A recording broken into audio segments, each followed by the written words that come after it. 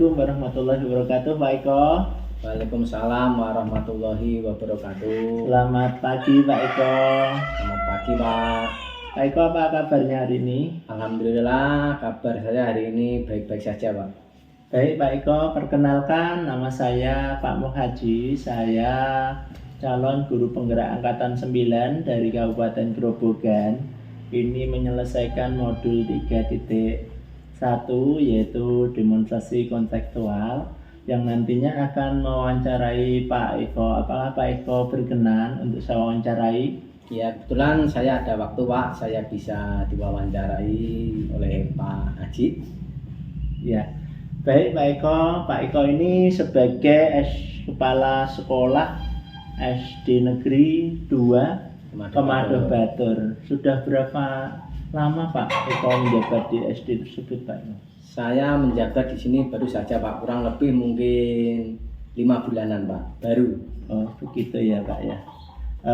Selama Pak Eko menjadi kepala SD Negeri 2 Kemado Batur, masalah yang Pak Eko hadapi sebagai pemimpin itu di mana masalah itu menimbulkan dilema dalam penyelesaiannya. Jika ada, bagaimana cara menyelesaikan masalah tersebut, Pak Eko?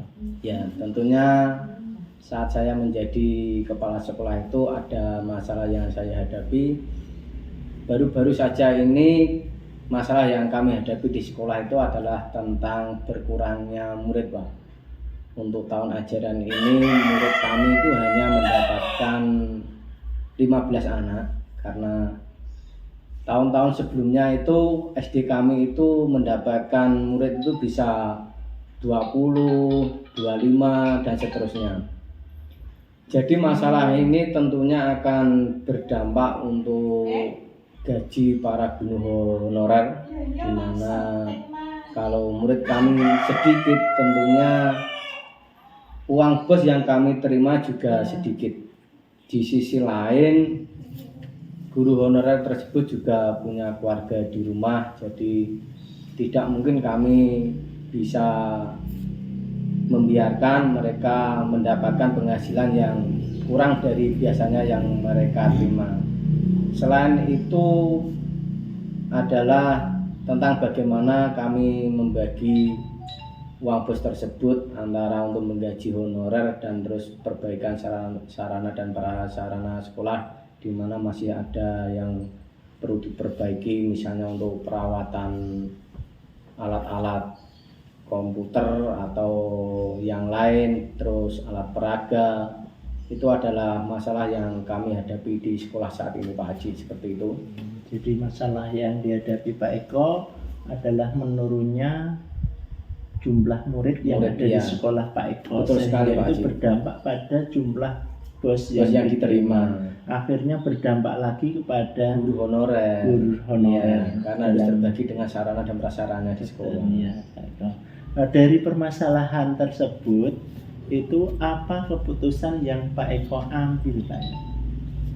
Dari permasalahan tersebut, solusi yang dapat kami ambil tentunya yang pertama adalah kami akan mengumpulkan para guru, terus kami juga akan memberitahu komite tentang masalah keuangan yang dihadapi oleh sekolah tentunya.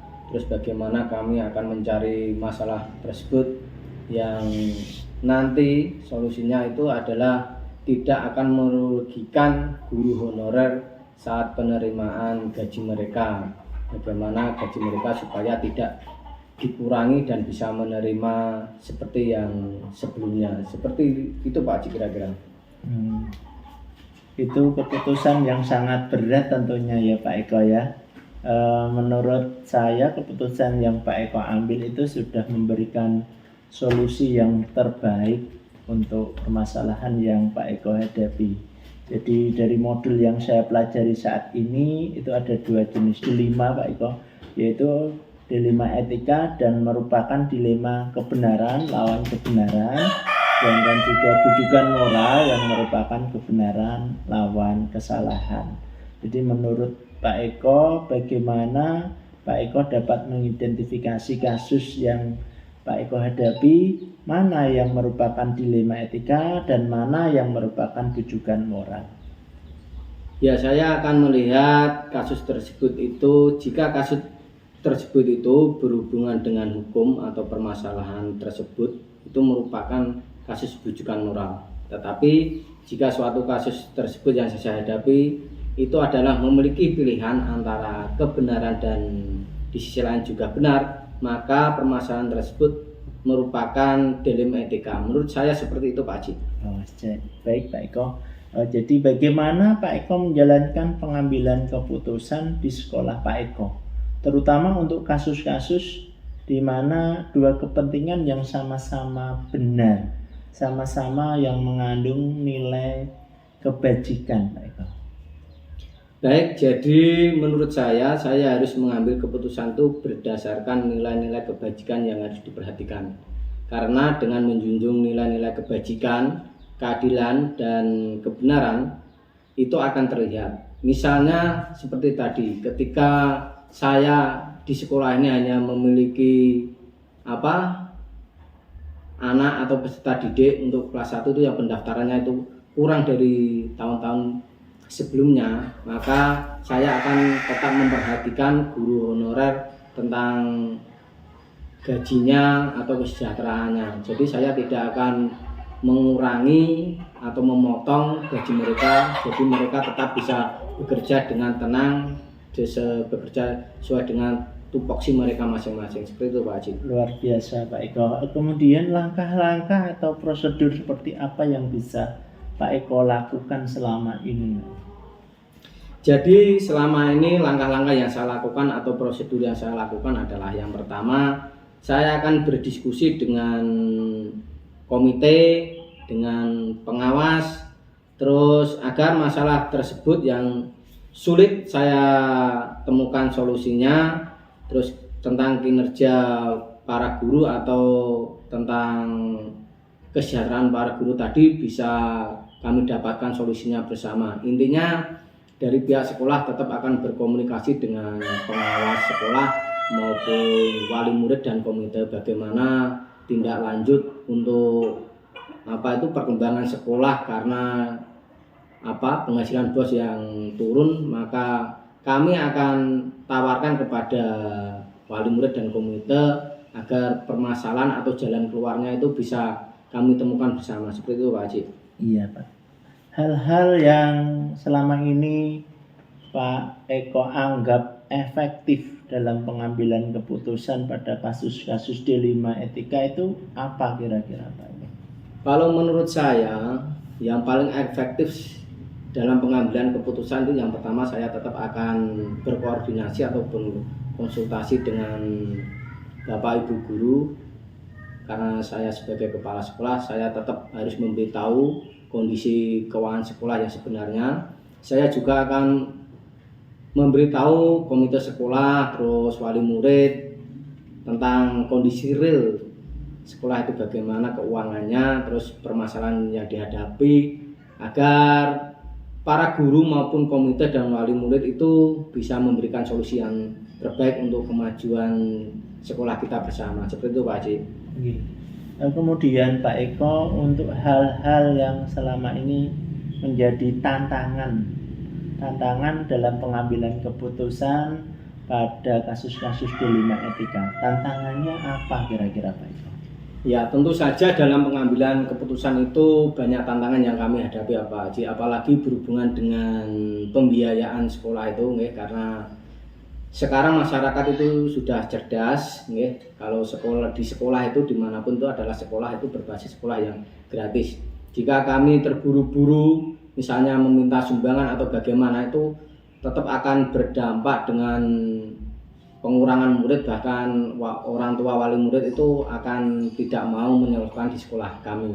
Jadi transparan, yang utama adalah transparan, kejujuran dari pihak sekolah untuk menjelaskan, misalnya kami meminta sumbangan atau bagaimana, seperti tadi yang kami katakan bahwa sekolah kami itu mengalami pengurangan murid. Jadi untuk pembiayaan tertentu itu tetap kami akan membutuhkan sumbangan dari wali murid. Seperti itu, Pak Haji. Jadi tantangannya adalah Pak Eko berkoordinasi dengan wali murid Iya. supaya wali murid itu paham dengan keputusan yang Pak Eko ambil. Betul sekali Pak Haji. Kemudian apakah ada jadwal khusus dalam menyelesaikan kasus-kasus dilema etika atau secara spontan Pak Eko itu menyelesaikan masalah-masalah tersebut? Ya, untuk waktu itu biasanya kami misalkan kalau memang itu kasusnya bisa kami selesaikan secara langsung, maka akan kami selesaikan secara langsung. Namun jika permasalahan tersebut membutuhkan pertemuan antara komite dengan pihak sekolah ataupun wali murid, kami akan tetap membuat jadwal pertemuan agar komite maupun wali murid itu bisa sepakat untuk jadwal pertemuan kami, karena kita tahu sendiri tidak semua wali murid itu memiliki kesibukan yang berbeda-beda seperti itu Pak Haji. Ya, baik Pak Eko, untuk pertanyaan selanjutnya yaitu adakah seseorang ataupun faktor-faktor yang selama ini mempermudah dan membantu Pak Eko dalam pengambilan keputusan dalam kasus-kasus dilema etika? Ya, faktor yang mempermudah kami adalah kondisi masyarakat di sini yang sangat luar biasa, yang selalu support dengan kegiatan-kegiatan yang sekolah lakukan. Jadi orang tua maupun komite di sekolah kami itu setiap ada kegiatan ataupun kami meminta sumbangan itu mereka tidak keberatan. Bahkan setiap wali murid atau komite itu selalu menginginkan agar sekolah kami itu meminta bantuan untuk apa-apa agar sekolah ini menjadi yang terbaik. Intinya sekolah itu sangat berterima kasih kepada wali murid atau komite karena mereka sudah menyupport semua kegiatan, jadi akan membuat proses belajar dan mengajar di sekolah itu berjalan dengan baik seperti itu Pak Haji. Jadi ini ada dukungan penuh dari wali murid terhadap sekolah. Iya Pak Haji. Kemudian dari semua hal yang disampaikan tadi Pak Eko, kira-kira pembelajaran apa yang dapat Pak Eko petik dari pengalaman Pak Eko dalam mengambil keputusan dilema etika tersebut Pak Eko? Jadi menurut saya pembelajaran yang bisa kami petik dalam mengambil keputusan dilema etika itu yang pertama adalah kita harus transparan, jujur kepada wali murid. Apapun permasalahan yang kita hadapi di sekolah, kita harus memberitahukan kepada komite ataupun wali murid. Jadi mereka nanti bisa urun rembuk atau dapat memberikan solusi yang terbaik untuk kemajuan di sekolah kami. Seperti itu Pak Haji. Jadi pengambilan keputusan yang diambil transparan Pak Eko adalah transparan, yang tentunya keputusan tersebut adalah keputusan yang sangat bijaksana dan tidak terburu-buru. Iya, betul sekali seperti itu Pak Haji. Mungkin itu saja yang perlu saya tanyakan kepada Pak Eko. Saya cukupkan untuk wawancara hari ini dan saya berterima kasih sekali kepada Pak Eko atas waktunya, dan saya mohon diri ya Pak Eko, mohon maaf apabila dalam penyampaian wawancara tadi saya ada kurang yang berkenan di hati Pak Eko. Terima kasih Pak Eko, sekali lagi Assalamualaikum warahmatullahi wabarakatuh. Waalaikumsalam warahmatullahi wabarakatuh.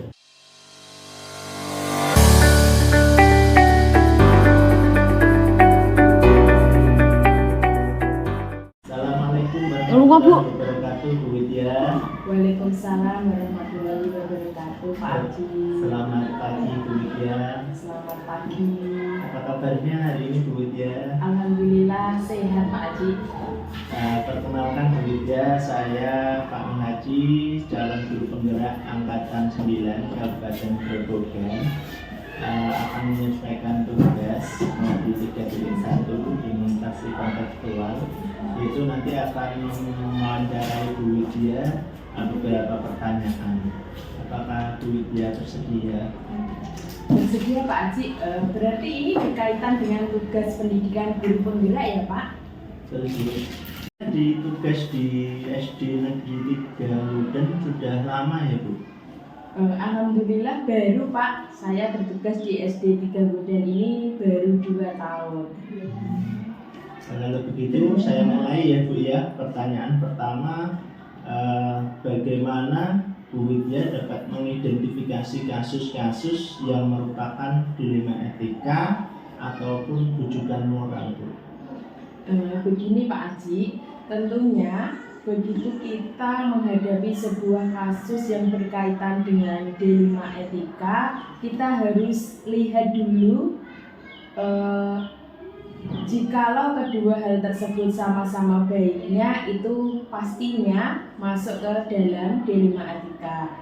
Tetapi jika salah satu itu benar dan salah satu itu salah, itu termasuk rujukan moral. Menurut saya seperti itu Pak Haji. Jadi kalau dihadapkan dengan sebuah kasus yang benar lawan benar, itu masuk ke Dilema etika, benar sekali. Tapi kalau begitu kasus itu dihadapkan dengan benar lawan salah, maka itu rujukan moral. Itu ya bicara Bu Widya untuk mengidentifikasi kasus-kasus yang merupakan dilema etika dan rujukan moral. Selama ini bagaimana Bu Widya menjalankan pengambilan keputusan di sekolah Bu Widya, terutama untuk kasus-kasus di mana ada dua kepentingan yang sama-sama benar dan sama-sama mengandung nilai kebajikan. Untuk pengambilan keputusan, saya rasa itu memang sulit ya Pak. Jika kita itu harus memilih dua hal yang sama-sama benar, tetapi kita harus memilih salah satu yang paling benar dan yang memiliki manfaat yang lebih banyak untuk semua orang tentunya. Jadi difokuskan pada segi kemanfaatan ya Bu ya. Iya, kita ambil yang manfaatnya lebih banyak Pak. Manfaat lebih banyak dan risikonya sangat kecil ya. Ya benar sekali. Lalu bagaimana langkah-langkah ataupun prosedur seperti apa yang biasa Bu Widya lakukan selama ini Bu? Langkah-langkah yang saya lakukan selama ini, yang pertama tentunya adalah sesegera mungkin menyelesaikan masalah tersebut Pak. Terus mengumpulkan rekan-rekan guru untuk membahas kasus tersebut. Jika sudah masalahnya dapat dipertimbangkan, kita tampung dulu dan akhirnya bisa kita menemukan solusinya dan itu bisa bermanfaat untuk kita ke depannya. Jadi harus dikumpulkan dulu ya teman-teman ya Bu.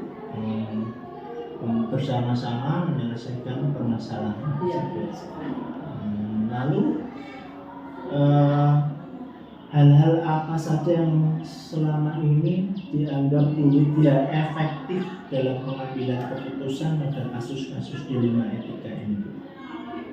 Yang menurut pendapat saya, yang pertama yang efektif dalam pengambilan keputusan dalam dilema etika, sesegera mungkin mengumpulkan rekan-rekan dan semua stakeholder untuk membahas masalah tersebut.